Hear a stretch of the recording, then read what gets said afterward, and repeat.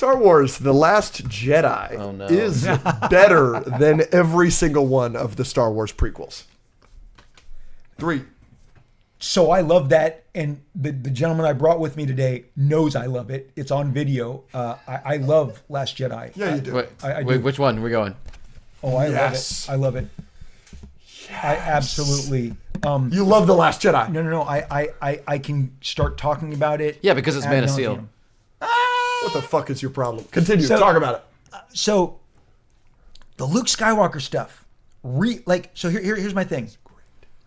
He is the freaking Sorcerer Supreme in that last 10 minutes.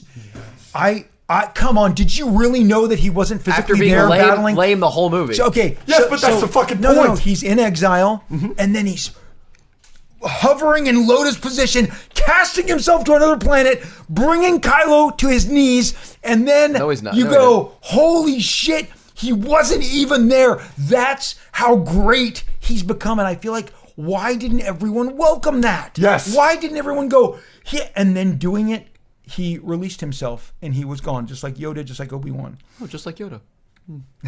Andrew's big problem with Last Jedi is he thinks it's too much of a retread of Return of the Jedi and Empire Strikes Back. Bar for bar. And I think that's such a crazy take. To me, it's the most different Star Wars movie we've ever gotten. You can't physically say that. I think it's... So I can go with the... There are parts of it that you go, I can debate it. The casino stuff sucks. That's what I was just going to say. Yeah, all the casino stuff sucks. Remove it all. And the kid with the broom at the end, I don't ever need to see that ever again.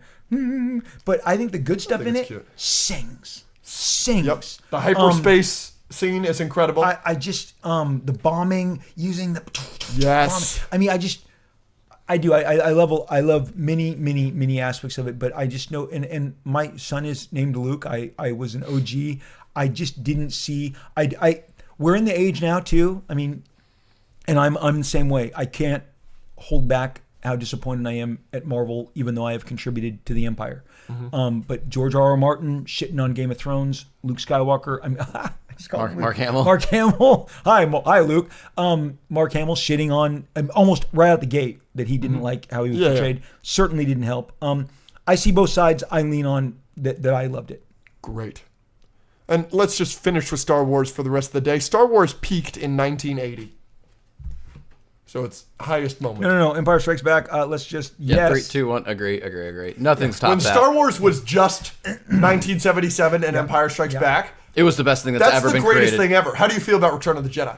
So I am on record, and so in the 90s, I had a studio that everyone in the studio was 20 years old. I had hired a bunch of young kids, and I told everyone how much I hated Return of the Jedi, and they all wanted to throw shit at me because it was their first Star Wars movie. And once I understood that, I needed to look at it from a different perspective.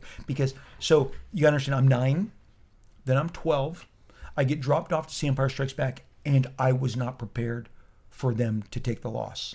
I literally was like, Han is in carbonite and Luke's hand got cut off and they're totally screwed. This was, for a 12-year-old, no one wins. The bad guys, the title is The Empire Strikes Back. Take it, I learned a lesson. Then I got to tell you, I've talked about this again. On my own show, I got the Starlog magazine that was coming out. Starlog was the most popular sci-fi magazine. People like me, we lived and died by this magazine. They had leaked what was going to come in the third Star Wars, the final, and they were going to go to Chewie's planet, and the Wookiees were going to help them, and we were all like, yeah, oh my gosh, it's going to be an army of Chewbacca's. And then, here's the in retrospect, I get George. He's like, hey, Rob Liefeld, I didn't make this for 16-year-old you. I made this for the new 9-year-old. And because kids of that age love the Ewoks, I loathed them. Me too. I still do. Hated the frickin' Ewok. Oh, and that dance at the end. I literally, and here's the other thing. I'm sitting in the theater. I go, wait. It's another Star Wars. I mean, it's another, we're doing another Death Star. We've gone back. And then, wait, Darth and Luke are fighting again? Return retreads every great moment in Empire. Go! The Last Jedi does that more. It does it more. It does it more. It does it more. It's a fact. It's a fact that it does it more. You're the only person in America that That's has not this take. true. That's not true. I've had so many people come up to me and be like, I also think that. How is Kylo fighting Luke the same? I don't understand. Kylo fights. Okay, what? Okay, Thank you. Here are multiple things that happen. Very good. Teach me. Luke is on a desert island. Yep. Yoda is on a desert planet. Rey comes to find Luke. Okay. Luke goes to find Yoda. They both don't want to train the younger apprentice. Okay. They both refuse at first. Then they both decide to choose them. Then they both leave because their friends are in trouble. That's why Rey leaves. That's why Luke leaves. It's ridiculous. There's also the cave that Luke isn't supposed to go in because it's all dark, and then he sees Darth Vader in there. Okay. There's a little black hole that Rey is also told not to go into, and she looks into and sees the dark version of herself. Okay. All of that is exactly the same. And then what do you have? You have a throne room fight where there is Snoke. Oh shit, I've read about the throne room. It's the most badass action scene. Oh my God! It's so awesome. Kylo and Rey back to back, taking on everybody. Taking on everybody. Oh, After shit. they killed Snoke the first time, I've been shocked in a Star Wars movie in my life. I'm a 40-year-old man at that point, almost coming out of my chair at the premiere, screaming. Yes. Oh my God, the best. Like, and it shit. looks so good. It is filmed so well. Idiots on the internet will like break it down by the millisecond and be like, look, this guy isn't stabbing the way he should be. His knife disappears, whatever. You don't see that your first watch, your second watch, your third watch. You only watch it your fourth watch when you're watching it at 0.003 speed. The Who Red cares? Guard again and Snow. Oh my God, I can't believe you didn't dig that. You really, you don't you don't give that one scene like it's flowers? No, he hates that scene. I don't hate the scene. Okay. It's our most viral clip is me raging about that scene. Oh my gosh, I didn't know this. Okay. We literally have merch about it. Okay. Because he's an idiot and I'm also an idiot. I'm pulling it idiot up crone, for when you're done. Idiot crone. No. He's more of an idiot. No. Unfortunately. The throne room is the shit. But what happens before that? There's Snoke, who is exactly like the Emperor. Right. And then there's Kylo Ren, who is Darth Vader, and then there's Rey, who is Luke. And then they literally show in Return of the Jedi, the Emperor shows Luke his friends and is like, I'm about to kill all of them. Okay. Snoke does the exact same thing. And then who ends up killing the Emperor? Darth Vader, because he turns to the good side for a minute. Who kills Snoke? Kylo Ren. Can I just ask you something? It's different because it's happening in the second movie. Given the build up to Snoke in the Rey movie, the first one, what's it called? Force Awakens. Force Awakens. Given the build up to Snoke, you weren't shocked that in the middle of the second movie they killed him? Correct. You're like, No, wait, exactly. No, because just that's killed exactly Snoke. what they did in Return of the Jedi. But it's shocking to do it halfway through the second movie. Yeah, No, it's not. When that movie Okay. is just the exact same with the other two. Like, literally, when it happened, I was like, "Oh, that's just Return of the Jedi." When I watched it, I did not make all these same connections, but what you're saying resonates. I see I didn't. And then also, I've seen it multiple times, and I haven't picked up on all those points, but they're not points I can counter because you are hitting those. I just enjoyed the hell out of it. Mm-hmm. Crate is the salt planet where Luke does all that stuff. There are secret rebel base on Hoth, AT-ATs, four-legged things coming at them. Actually, the First Order AT-ATs are called AT-M6s. Yeah, but they look exactly the same. And then we have people coming out in... It literally visually looks the same because the salt is coming up and it looks like snow. It's like... But the red underneath, it's gorgeous. It's the best looking Star Wars movie of all time. Oh, I get it. Yeah, it really broke me that he wouldn't continue. It breaks me so much. I know Kathleen Kennedy made a comment and then he responded, but I wouldn't look into any of it because I'm like, we're so beyond this and we got to put this behind us. And it did divide. Look, it divided Star Wars fandom. They had been reunited with Force Awakens. People, even though, what they call her, a Mary Sue? Is that what Mary Sue, yes. Yeah. I enjoyed Force Awakens. It was fun. No, yeah, Rey's great. But here's the thing. I am a huge Last Jedi fan. Yeah. For me, it is the first two. It's New Hope, 1977, and then Empire. Yeah. And then a big gap, but I've got Last Jedi in first place of the not top two, right? I love Last Jedi, but I'm also very aware it killed the franchise. Yeah. Where the franchise is at today is because of Last Jedi. That's correct. And there's just no ifs, ands, or buts about it. It was Let me explain this clip. Yes. Okay. We were talking about Star Wars lightsaber battles. Okay.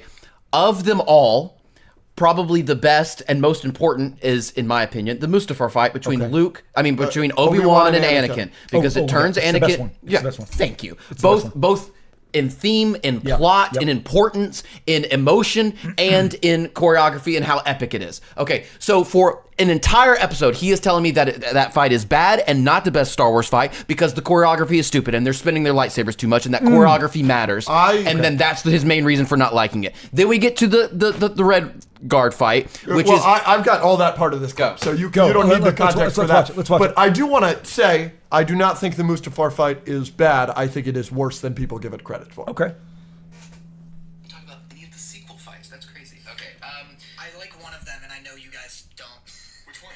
I like the Rey and Kylo versus the Red Guards. No! I love that fight. That fight's so good. I love that fight. Have you seen the breakdown of it? How it doesn't make any sense? There's no shares. Who cares? You just made points the entire time we've been talking about how choreography matters. What are you talking about? In terms of choreography, that one's worse than anything I've talked about. Your way of arguing makes no sense. You talk about one thing for 30 minutes, and then it just doesn't matter when you want to make a different point. Wow!